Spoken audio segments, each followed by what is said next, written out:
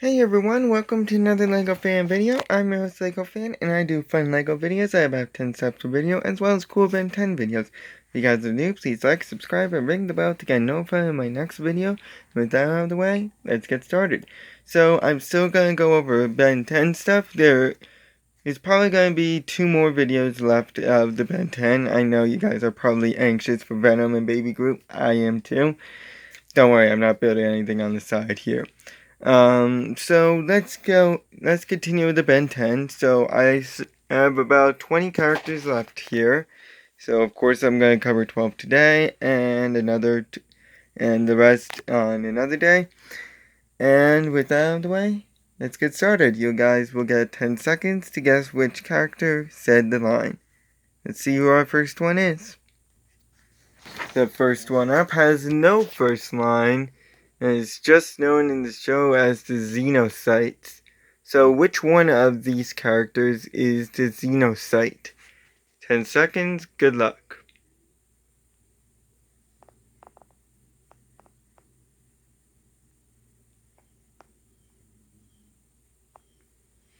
So the Xenocyte is this character right here.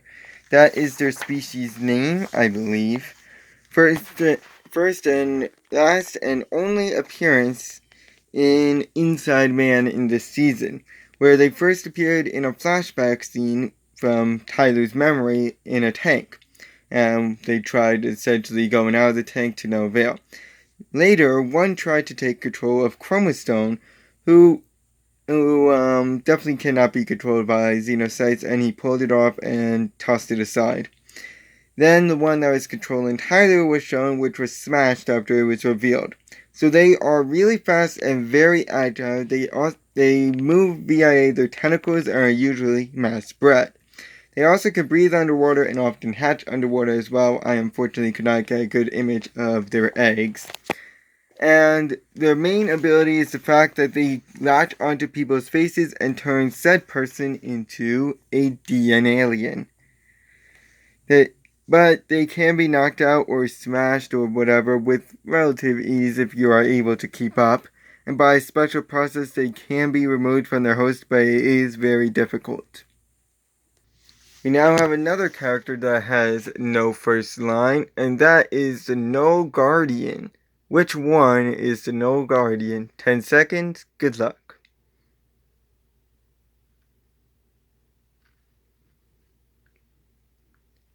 So the Null Guardian is this character right here. That is their species name. They're an artificial species created by the Goblin, as confirmed in the episode they actually appeared in. We have not actually seen them since the episode, oh my god, Back with a Vengeance, all the way back in the original series. So they first appeared as an army for the Void in the episode Voided. They were mind controlled by him and ordered to follow his orders, and that essentially revolved around shipping the Cormite to the drill or getting the slave labor. By the end of the episode, they were freed from his mind control and they returned to help protect the dancers of the Null Void under guidance from Max and the Helpers. Then one was written by Grandpa Max in War of the Worlds Part 2, and after being tamed by him. And he served as his ride throughout the episode, having him flown to the command center and then flying him home in order to train the plumber kids. So obviously they can fly and have tentacles that he uses as hands and arms. They also are somewhat strong and have strong teeth. They could swarm almost anyone and shoot a laser out of their mouths. And as you can tell, they also see like a Vulpamaster, only they use echolocation. But with a special technique that I can never remember the name of, they could be controlled, as shown with Grey Matter and Filgax, and they are not that smart and can easily be lured into a trap.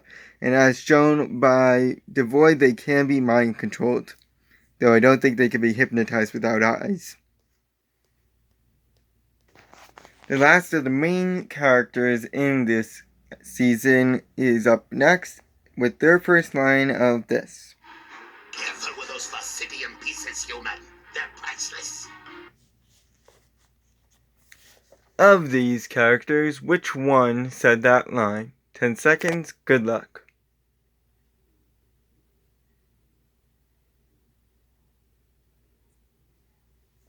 So, that was the DN aliens. These characters right here. Most of them are human, though that depends on their host. First appearing in Darkstar Rising, they tried and failed to defend their ship from Darkstar but most of them were knocked out with relative ease. Later, they helped distract Darkstar so Gwen could save the gang by trying to save their boss. Yes, I would like to correct myself. Darkstar did not capture Gwen. I stated in my previous video that he did capture Gwen. He did not. That was my fault. That was just a slip of the tongue. And they helped distract Darkstar so Gwen could save the gang by trying to save their boss, the Hybrid, to which they succeeded and escaped with him sometime during the battle. In Undercover, they kidnapped Cooper and forced him to build certain tech for them, like, for example, a cloaking field to cover up their work and hovercrafts to easily transport their material. They also helped run the Los Soledad base with a Hybrid and planned to keep Cooper, but he got away. However, they did continue to work and bring their species to Earth. In Grounded, they aided a Hybrid and exported radioactive bat poop for something that we actually never learned. But at the end of the episode, the tanker they were using blew up with many still on board. In Inside Man, they attempted to capture Tyler, who broke free from the Xenocyte control and recovered the oscillator key that he stole, launching a whole army in order to recover both Tyler and the oscillator key. But they were unsuccessful in recovering Tyler, but they did get the key, allowing them to further their plans. Then in Birds of a Feather, a few appeared at the beginning of a car, attacking the crew, and more came. All were beat by the gang and Simeon. Then in On Earth, they were drilling for quartz before stumbling on a spaceship and trying to break it open, hoping there may be some goodies inside.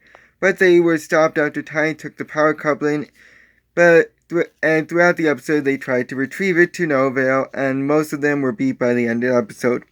In War of the Worlds Part 1, they acted as the big army to prevent Ben and his crew from getting to and destroying the jump gate, but most were changed to human by the end of the episode.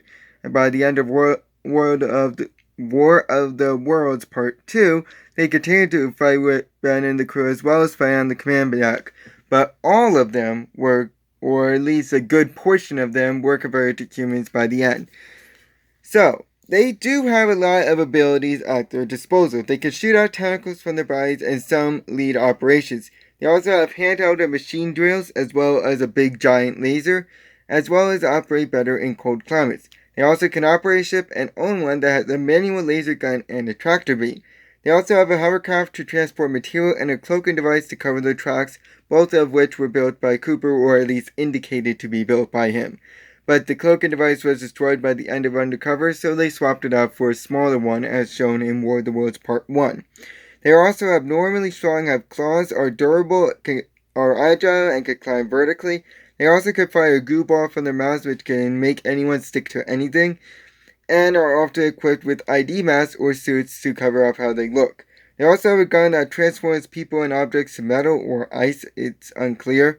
They also are smart and great engineers, have a super jump, care about their boss, have their own language, they can teleport. Some might be equipped with like a little Xenocyte jar to launch at people. They also have pretty fast reactions and have knowledge on alien tech. They also often work in groups and may be equipped with a laser gun, or they just have a normal flashlight.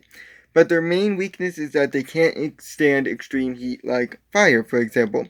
They are also very gullible and can be knocked out with relative ease. If anything covers their mouth, they can't fire any goo balls. They can be restrained by mana and energy cuffs. Lightning can make their ID mouse faulty. Often they are very cowardly. They cannot stand sonic sounds. Their energy can be drained, and they can be forced back by their own goo. Next character up has his first line, at long last, of this.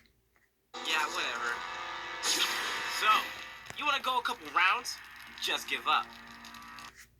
I would recommend the latter. Of these characters, which two said that line? 10 seconds, good luck.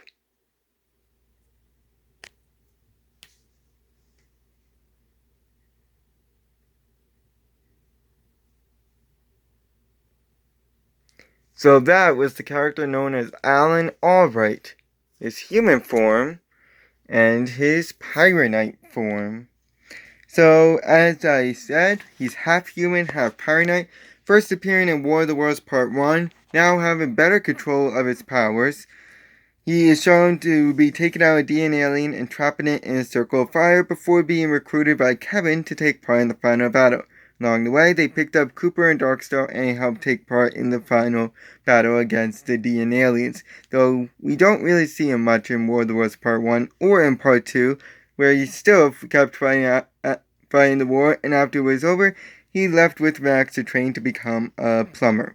So he has the ability to shift between his Pyronite and his human form, and this gives him the ability to surf on rocks, go supernova hot, fire a single fire blast or a single jet, melt materials like metal, has super strength, be immune to the metal gun, shoot heat blasts, and do a quote-unquote double jump. He also is very fast and agile and has lava spit. He also has the typical abilities of a Pyronite, being able to walk on fire, remove flames from an area, produce a tunnel of flames for transport. His cyclone of flames can damage nearby enemies. He can blast off a heat explosion like a rocket, can produce a line of heat, and shoot discs of fire. But water can put him out briefly, or a fire extinguisher, and if knocked out, he turns human. But if you want to keep him human, you will need to put him in extreme cold, like for example a meat freezer, for example, would keep him in his human form. He also seems to be immune to the cold as well. Next character up has his first line of this. Tremble before my electrocutive power, you feckless facsimile! Of these characters, which one said that line? 10 seconds. Good luck.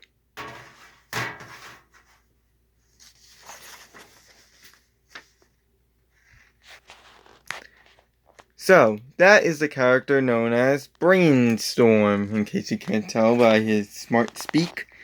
A cerebral crustacean first appearing in Good Copy, Bad Copy in order to battle Albedo as Big Chill. He won against him, but when Albedo changed to Echo Echo, he had to be forcibly changed because he could not stand the sound, so he changed to Jetray.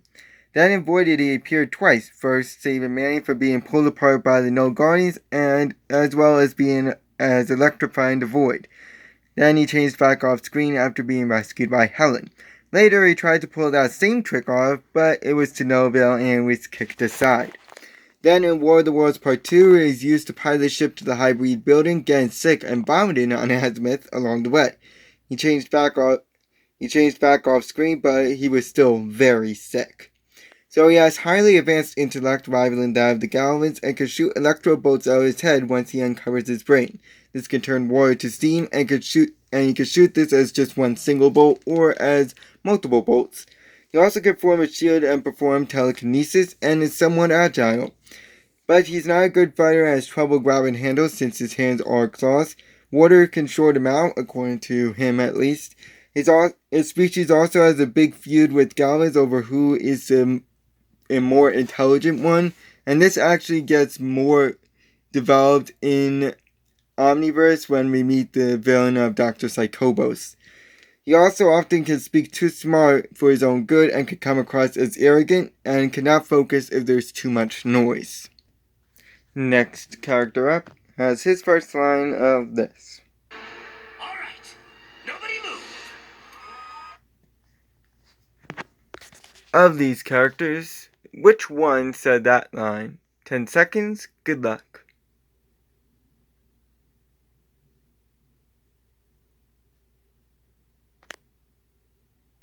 So that was the character known as Chromastone, a crystal sapien first appearing in the episode Darkstar Rising, where he appeared in order to take out a few of Forever Knights and was planning on one big giant battle with them, but it was just a hologram and he changed back when Galil showed up. Then in Good Copy, Bad Copy he appeared briefly to attempt to take out Albedo as Spider Monkey, but timed out before he could land any sort of hit. Then in Voided, he took out some Null Guardians, clearing a path to the furnace before trying to take out the Void himself, but he timed out before he could do any real damage. And inside Manny fought off the DNA aliens who were protecting the oscillator key and fending them off before they got away. In Birds of a Feather, he saved Simeon from being electrocuted before retrieving the crystal himself, shutting down the entire place. Then in Unearthed, he battled DNA aliens in the quartz mine, defending them off from the ship, as well as protecting Tiny from a laser attack. He then entered the ship and changed back off screen. So he is very durable and his laser can melt metal. He can still shoot a laser without absorbing any energy, and he can absorb energy and redirect it, nulling any sort of energy attacks, be it electrocution or just a simple laser blast. This laser attack can either be one single blast or a few little ones and are powerful enough to cause explosions. He also is very fast and can produce a light like a flashlight, and is immune to Xenocyte control as his skin is too durable. He also has enhanced strength strong enough to rival a Tekadon, enhanced agility, a super jump, and super slam attack, but he has somewhat slow reaction speed. Next character up has his first line of this. Gotta love a good yeehaw. Of these, which two said that line? 10 seconds, good luck.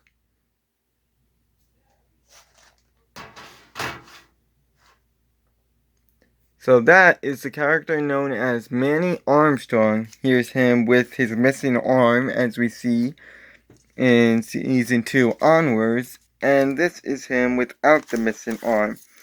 He is half Tetraman, half human, first appearing in Voided, having the same experiences as Helen, who we discussed earlier, where he tried to take out the Void, but at the beginning of the episode, but failed and was almost pulled apart, if not for Ben interfering. He also took part in the final fight with the Void, and apparently was the leader.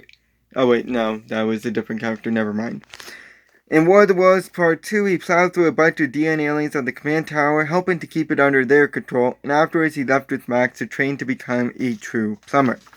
So he has 2 extra limbs, and as avoided, one hand is now robotic, as you can see right here. And he has 4 guns and is pretty accurate with them. He also is very stealthy and has access to plumber tech and gear. He also can climb vertically, is agile, has a super jump, is very tech savvy, is super strong, is allied with Pierce and Helen, is a good fighter, is very durable, and has the abilities of other Tetramans, such as with his strength and bulk. He can burst through with strength. He has a speedy toss and quick reflexes. But he is very stubborn and single-minded, being a shoot first, ask later kind of guy, and he's often quick to anger and dislikes how he looks. He also has the same weaknesses as other Tetramans, such as he can't fit in tight spots, there's a limit to his strength, and he's very slow. Next character up has his first line of this. Asmuth, come with me. Of these characters, which one said that line? 10 seconds, good luck.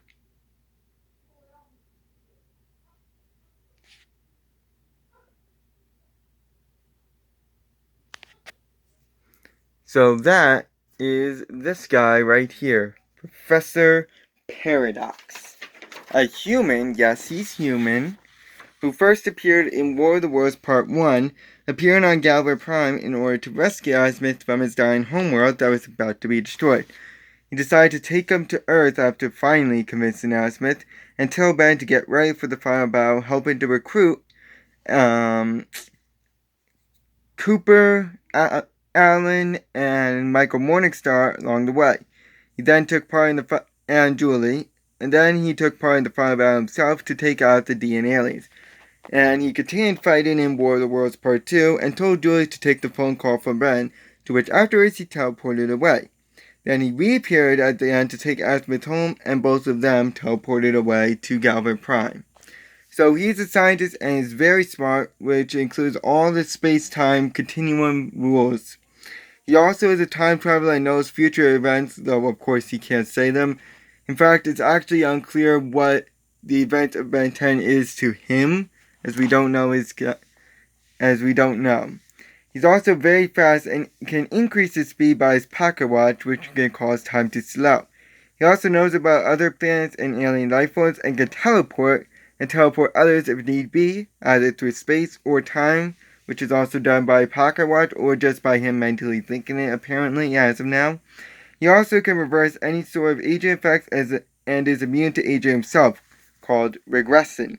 He also does not need to sleep or eat and can interact with past and future versions of himself.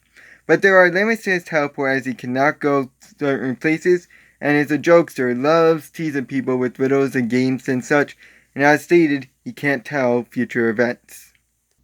Next character up has his first line of this. And by the way, this is Albedo talking. You are not worthy to wear the Omnitrix.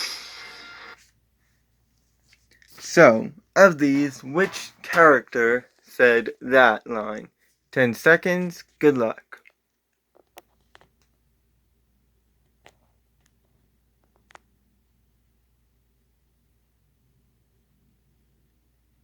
So that was the character known as Jetray, an aerophibian first appearing in Darkstar Rising briefly to keep Michael on the ground by sending a laser towards him. This officially put Michael out, and Ben finished him off with Humongosaur. Then a bad copy was used by Albedo to fly away from the carnage that was left by Humongosaur, which he used. Later, Albedo used him to battle Humongosaur at the castle, and while he was restrained, thanks to a laser blast, he managed to fly off. Later, Ben changed him to fight Albedo as Echo and won against him, but lost when he changed to Spider Monkey, managing to get caught in his weapon and changed to Chromastone. In Save the Last Dance, he appeared briefly to test out what is wrong with the Omnitrix before changing back to Big Chill. Then in Pet Project, he was used to get to the fight with Sir Morton, but he arrived too late as Sir Morton took off before he could arrive. In Inside Man, he attempted to take out the ship that was using the tractor beam, but failed in turning it off, and they got the oscillator key, but he saved Tyler from further brainwashing. In Birds of a Feather, he saved Lou from falling before changing back to Ben off screen. Then in War of the Worlds Part 1, he was used to get a pilot to save some DNA aliens, but threw the guns aside, swept through some, and changed to Swamp Fire in order to do a Super Slam attack. So he can fly very fast and go supersonic, which is faster than sound. He also can shoot lasers out of his eyes and tail, which can break cement and metal, and can swim and breathe underwater. He's also strong enough to lift Humongosaur by just his feet. But his attacks don't work on energy absorbers. He's also weak to magic and can be caught in Spider Monkey's weapon. Next one up has his first line of this. Good guess. That's it. Of these characters, which one said that line? 10 seconds, good luck.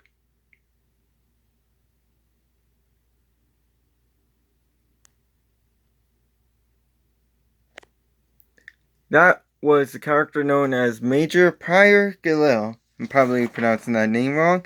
It's unknown what his species is, but first appeared in Darkstar Rising, tipped off by Darkstar that Ben and the crew were going around as illegal plumbers.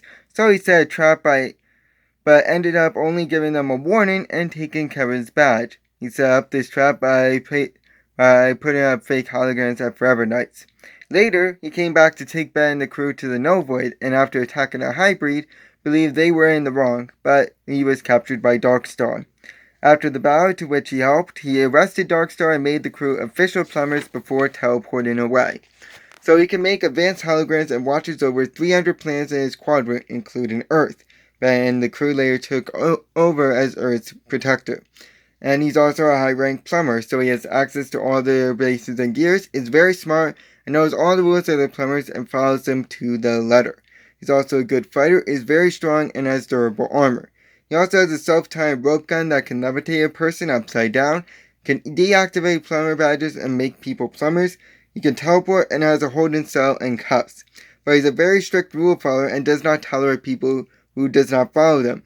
That being said, he also respects goblin wishes to a certain degree, and is biased and is quick to believe anyone. Next character up has his first line of this.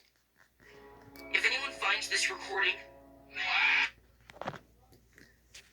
Of these characters, which two said that line? 10 seconds, good luck.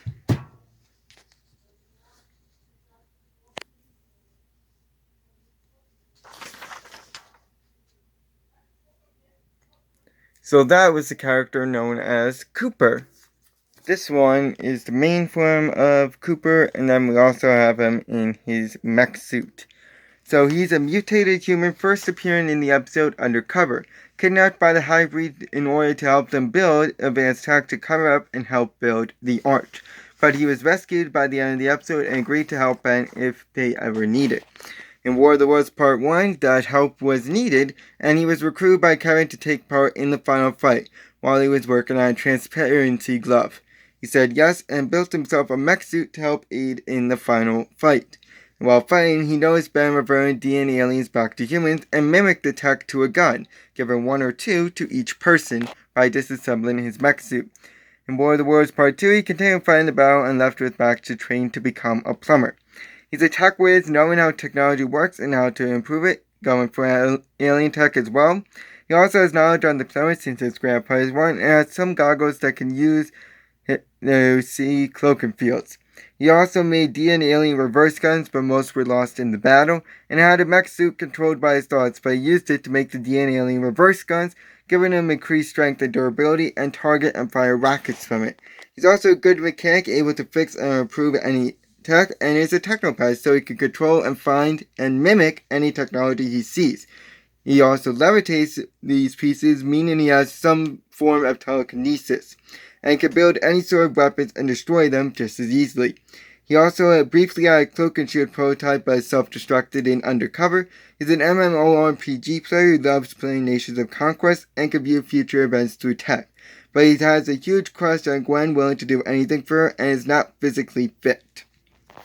The last character I'm probably going to do today has their first line of this.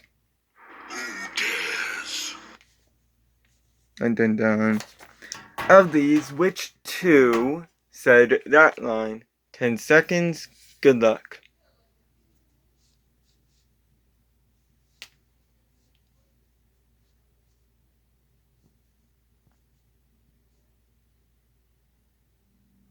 So that is the Hybrid Supreme, as well as their counselors.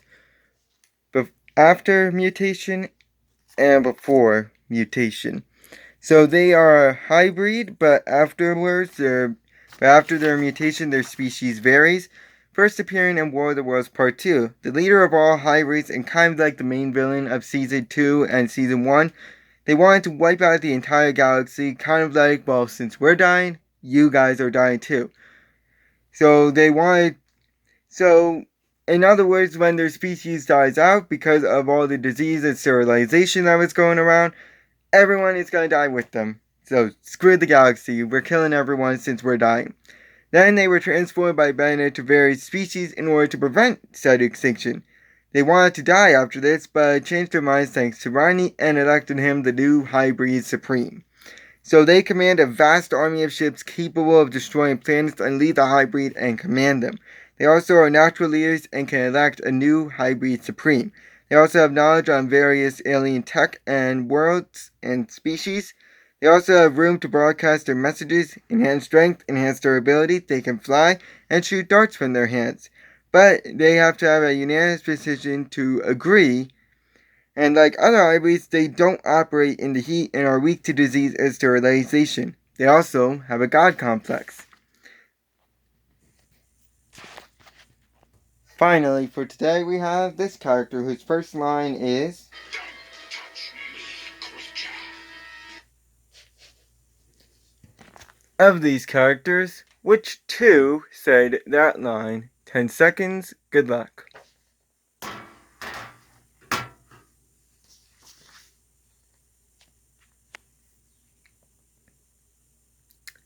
So that was the character known as Renrazik III, or Riney. That's him before his mutation and after the mutation. He is a hybrid who now has a methanosian arm, initially appearing and alone together, attacking the group first, but during the attack both he and Ben as Echo Echo got teleported to Turost. Reluctantly, he teamed up with Ben, often calling him Ben Tennyson, to get off the planet, and slowly they started warming up to each other. And after getting his arm ripped off by an unnamed species, Ben repaired it using his bonfire, and together they found the teleporter pod. Realizing now that he was tainted, he self-isolated himself on Turwest at the end of the episode. But he reappeared in War of the Worlds Part 2 and convinced the Hybrid Supreme that what Ben did was good, and in turn, he became the new Hybrid Supreme to lead the Hybrid into the new future. He has typical abilities of a hybrid, working better in cold climates. Our natural leaders are very strong enough to lift Humongous Stone and break mana, as well as through Kevin's transformation. Are good fighters, a super jump, durable, shoot their fingers as spikes and regrow them, have a super slam, are agile, and lock their middle section to reveal tentacles to burrow underground for stuff like water. And he's also now the Hybrid Supreme, controlling all other hybrids. But he's very stubborn and hard to persuade and can't stand extreme heat and will dehydrate if out for too long. And if left in this state, he can't regenerate lost limbs. Thank you guys for watching. I'll finish this up in the next video.